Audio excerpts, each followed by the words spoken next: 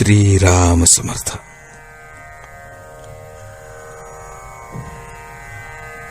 नाम भावयुक्त अंतःकरणाने घ्यावे.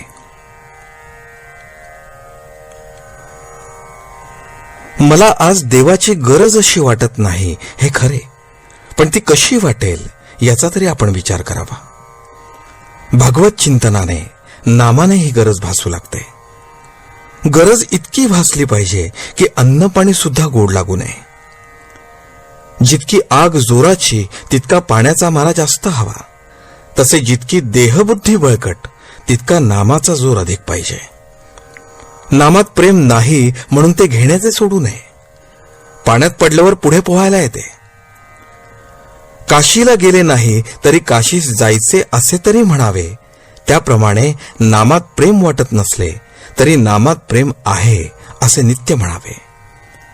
नामाशिवाय दुसरे सत्य नाही, दुसरे साधन नाही असा दृढ विश्वास झाला म्हणजे नाम घेतल्याशिवाय राहवत नाही. आणि ते घेतल्याने त्याच्या सहवासाने त्याचे प्रेम येते.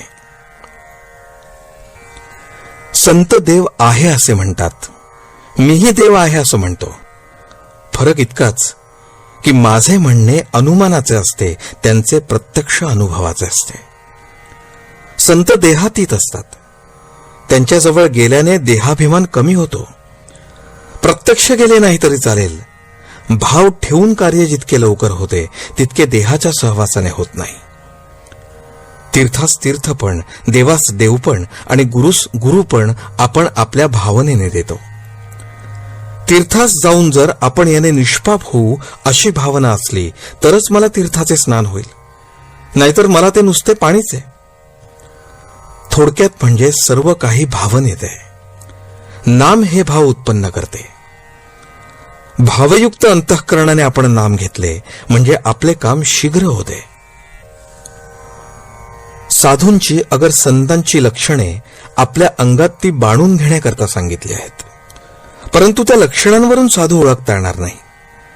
साधू होऊनच त्याला ओळखले पाहिजे. प्रापंचिकाला त्याला ओळखायचे असेल तर त्याने आपल्यावर त्याच्या संगतीचा काय परिणाम झाला हे पाहावे, म्हणजे आपल्यावरूनच त्याला ओळखायचे. आपल्या मनाला काही वेळ तरी शांती मिळाली, आपला मीपणा थोडा तरी कमी झाला, मन निर्विषय झाले, निदान निर्विषय राहावे असे वाटू लागले तर ते साधूचे स्वरूप आहे असे समजावे. साधू सर्वांभूती भगवत भाव म्हणजे सर्वत्र मीच आहे असे पाहतात. त्यामुळे सर्वांवर ते प्रेम करतात. सर्वत्र प्रेम करायचे म्हणजे निस्वार्थ बुद्धीने योग्य ते करणे. आपण आपलेपणा काहींमध्येच पाहतो, सर्वत्र पाहत नाही, म्हणून द्वैत प्रचिती येते. साधूंचा मीपणा गेल्याने जगात त्यांना सर्वत्र अभेद प्रचिती येते. ते सर्वत्र भगवत भाव पाहतात आणि त्यांचे प्रेम अगदी निर्भेळ असते. आजचे बोधवचन. सर्वांशी अत्यंत प्रेमाने, निष्कपट प्रेमाने वागावे. आपल्या बोलण्यामध्ये नव्हे पाहण्यामध्ये सुद्धा प्रेम असावे. जानकी जीवन स्मरण. जय जय राम.